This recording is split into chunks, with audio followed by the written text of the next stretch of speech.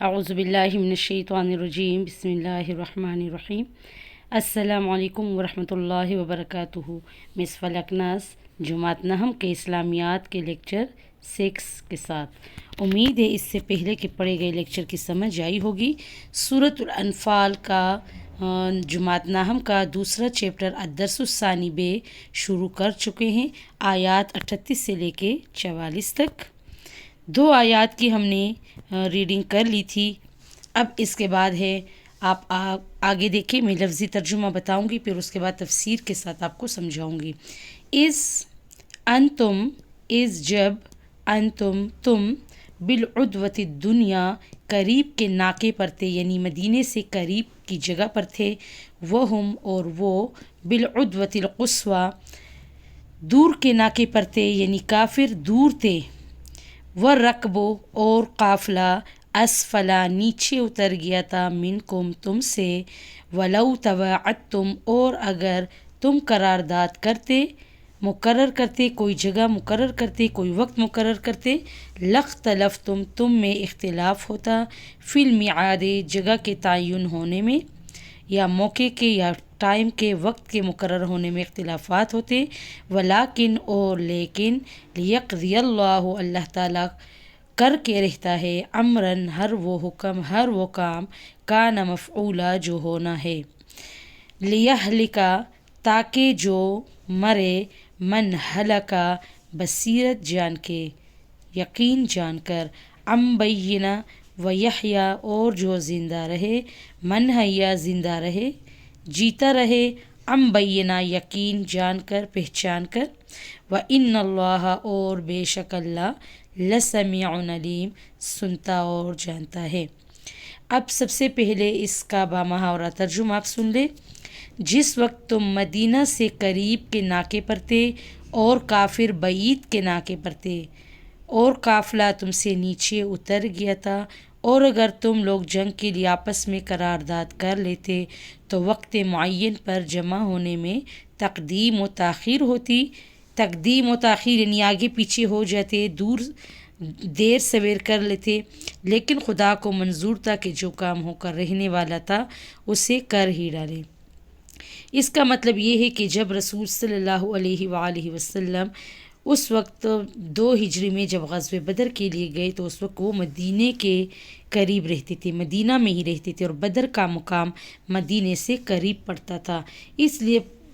بات ہو رہی ہے کہ آپ مدینے سے قریب تھے، اس لیے آپ لوگ جلدی وہاں پہ پہنچ گئے، اور کافر دور سے آئے تھے لیکن پھر بھی وہ پہنچ گئے تھے۔ قافلہ تم سے نیچے، اب یہاں پہ اوپر اور نیچے کی ایک جگہ بنی ہوئی تھی، نیچے کنویں کا راستہ تھا، کنویں کی زمین تھی جہاں پر پانی بھی ملتا تھا۔ کفار نے جو تجارتی قافلہ تھا انہوں نے جا کے اسی پہ قبضہ کر لیا تھا جو نیچے تھا۔ نیچے ٹھنڈی جگہ تھی، مٹی والی جگہ تھی، کیونکہ وہاں پہ کنواں تھا، اس لیے کفار نے کنویں کی جگہ لے لی کیونکہ سخت گرمی تھی۔ اور مسلمان جب گئے تو ان کو اوپر والی صحرائی زمین ملی، اس لیے وہ لوگ اوپر کے جگہ پہ بیٹھ گئے۔ ٹھیک ہے، تو اب اللہ رب العالمین فرما رہے کہ قافلہ آپ سے نیچے چلا گیا تھا، نیچے کی جگہ پہ قبضہ کر لیا تھا، اور اب اللہ رب العالمین فرماتے کہ اگر یہ لڑائی میں انسانوں کے جمع ہونے میں یا ان کے ڈیٹ اور وقت مقرر کرنے پہ رکھتا تو ان میں دیر سویر ہو جاتی، یعنی کہ ایک بندہ کہتا کہ یہ وقت مقرر کرتے ہیں، دوسرا کہتا کہ نہیں یہ ٹائم نہیں، دوسرے ٹائم، جس طرح ہم لوگ شادی بیاہ میں ڈیٹ مقرر کرتے ہیں تو کوئی کہتے کہ نہیں یہ ڈیٹ صحیح نہیں، یہ ڈیٹ صحیح ہے، یہ تاریخ اچھی نہیں، یہ جگہ اچھی نہیں، یہ وقت اچھا نہیں، یہ موسم اچھا نہیں، تو اللہ رب العالمین فرماتے کہ میں نے ایک دم فیصلہ کیا تھا کہ لڑائی ہوگی، اور اس میں جو مجھے منظور تھا وہ ہو کر رہنے والا تھا، یعنی کفر کا خاتمہ ہونے والا تھا، اس لیے میں نے انسان کی خواہش پہ یہ بات نہیں رکھی کہ کب جنگ لڑی جائے، بس جو مجھے اچھا لگا، جو دن مقرر کرنا تھا وہ اللہ رب العالمین نے کر لیا۔ پھر اللہ رب العالمین فرماتے ہیں کہ تاکہ جو مرے بصیرت پر، یعنی یقین جان کر، یعنی کہ اب لڑائی میں جو شہید ہوتے ہیں یا کفار میں سے جن جن کا خاتمہ ہوتے قتل ہوتے، تو وہ لوگ یہ یقین جان کر مرے کہ سب اللہ کے ہاتھ میں ہے، سب اختیار اللہ کے ہاتھ میں، جینا مرنا لڑائی جھگڑا یہ سارا اللہ کے بس میں، اللہ کے اختیار میں ہے، اللہ کے ہاتھ میں ہے۔ وہ بھی بصیرت پر حق جان کر جیتا رہے، اور کچھ شک نہیں کہ خدا سنتا اور جانتا ہے کہ اگر کوئی قتل ہو جائے، کوئی شہید ہو جائے، تو وہ بھی یقین جان کے کہ اللہ کے ہاتھ میں ہے موت اور زندگی، اور جو بچ جائے وہ اس کو بھی یقین آ جائے کہ جو اللہ تعالیٰ نے مقرر کیا اسی میں خیر ہے، اسی میں بہتری ہے۔ ٹھیک ہے، کچھ شک نہیں کہ خدا سنتا اور جانتا ہے۔ یہاں پر یہ میدان بدر کی پکچر ہے، دیکھیں میدان بدر، یہ اس کا ارد گرد کا پورا علاقہ تھا، پھر اس کے درمیان میں جو جگہ نظر آ رہی ہے یہ کنواں تھا، کنویں کے ارد گرد یہ لوگ بیٹھ گئے تھے۔ یہ دیکھیں میدان بدر کا وہ اونچا مقام جہاں پر رسول صلی اللہ علیہ وآلہ وسلم کے لیے صاحباں ایک چھت مقرر کر دی تھی، یہ اس جگہ پر رسول صلی اللہ علیہ وآلہ وسلم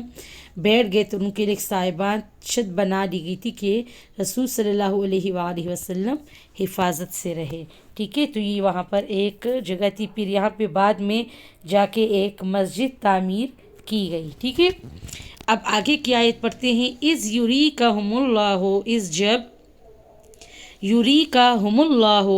دکھایا ان کو اللہ نے، فی میں منامکا تم کو تمہارے خواب میں، قلیلا کم کر کے، ولو اراکہم اور اگر دکھاتا ان کو، کثیرن بہت زیادہ، لفشلتم جی چھوڑ دیتے، ہمت ہار جاتے،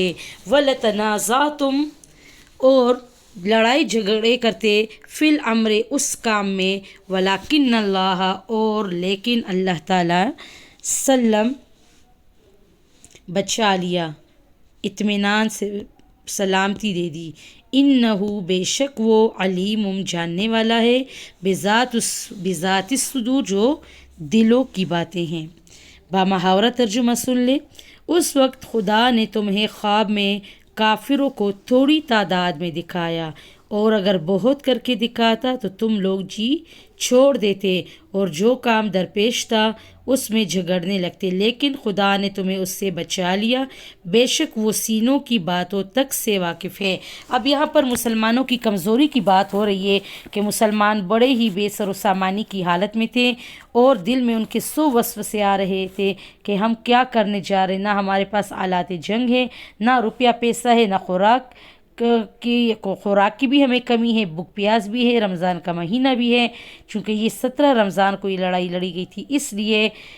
جب ان کو اللہ رب العالمین نے گہری نیند سلا دیا، تب رسول صلی اللہ علیہ وآلہ وسلم اور تمام صحابہ کرام کی آنکھوں میں، یعنی خواب میں، رسول صلی اللہ علیہ وآلہ وسلم تو سوئے نہیں تھے لیکن پھر بھی ان کو الہام ہوا، اور تمام صحابہ کرام کی آنکھوں میں، جو تھوڑی دیر کے لیے وہ لوگ سو گئے تھے، آنکھوں میں ان کے اللہ رب العالمین نے کافروں کی تعداد کو بہت کم کر کے دکھایا، بہت کم کر کے دکھائی، یعنی مسلمانوں کو اللہ تعالیٰ نے ثابت قدم رکھنے کے لیے بہت کم تعداد میں کفار کی تعداد دکھائی خواب میں، کہ کفار بہت کم ہیں اور مسلمان بہت زیادہ ہیں۔ اس سے مصلحت یہ تھی کہ اللہ تعالیٰ ان کو بہت زیادہ کر کے دکھاتا تو وہ لوگ جو آنکھوں سے دیکھ چکے تھے کہ 1000 کی تعداد ہے کفار کی اور ہماری 313، تو وہ لوگ ڈر رہے تھے، تو اس لیے اللہ رب العالمین نے خواب میں ان کو بہت کم کر کے دکھایا اور مسلمانوں کو بہت زیادہ تعداد میں دکھایا، تاکہ وہ لوگ اگر دیکھ لیتے خواب میں بھی کہ یہ بہت زیادہ، تو وہ لوگ ہمت ہار جاتے، اور لڑائی جھگڑا جو صبح ہونے والا تھا اس میں ایک دوسرے سے آگے پیچھے جھگڑنے لگتے تھے، لیکن اللہ تعالیٰ نے ان تمام کاموں سے، ان برے خیالات سے، ان اختلافات سے سب کو بچا لیا، کیونکہ اللہ تعالیٰ جانتا تھا کہ اگر مسلمانوں کو خواب میں یہ میں کم کر کے دکھاؤں گا تو وہ لوگ اور ثابت قدمی سے، دلیری سے، بہادری سے لڑیں گے۔ اس لیے اللہ رب العالمین کو جو کام منظور تھا وہ اللہ رب العالمین نے کر کے دکھایا،